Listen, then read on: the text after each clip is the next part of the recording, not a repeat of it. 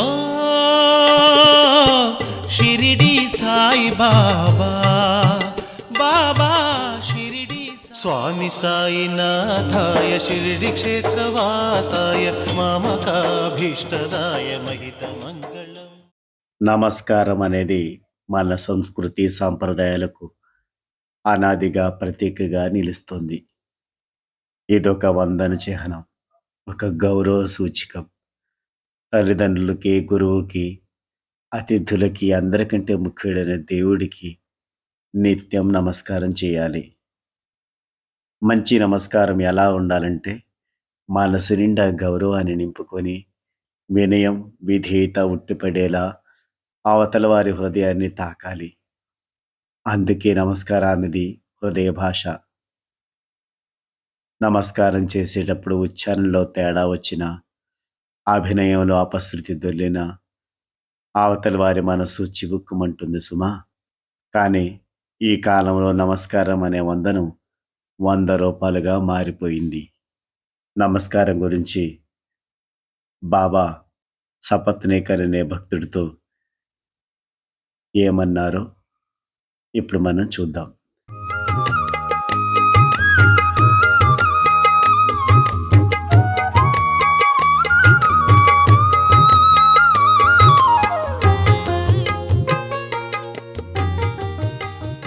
అరే, మాటి మాటికి ఎందుకు నమస్కారంపై నమస్కారం?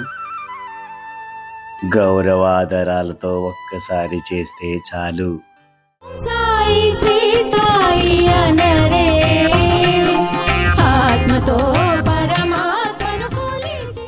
ఈ కాలంలో నమస్కారం అనే వందనం 100 రూపాయలుగా మారిపోయింది. సత్ప్రవర్తనాల వాడాలంటే చెడును విస్మరించాలి.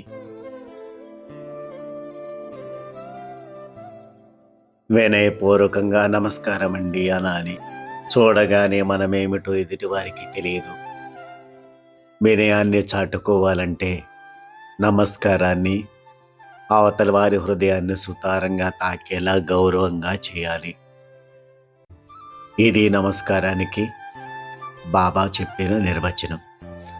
ఈరోజు సాయి అమృత పలుకులను బట్టి నమస్కారం గురించి తెలుసుకుందాం. మనం కూడా ఎవరికైనా నమస్కారం చేసినప్పుడు వినయపూర్వకంగా అవతల వారి హృదయాన్ని తాకేలా చక్కటి భావంతో గౌరవంగా చేయాలనేది మనం తెలుసుకున్నాం. జై సాయిరాం.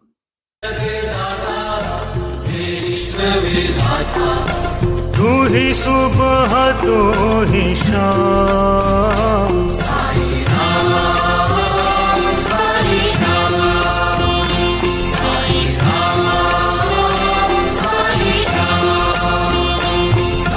तू ही माता, तू ही पिता है,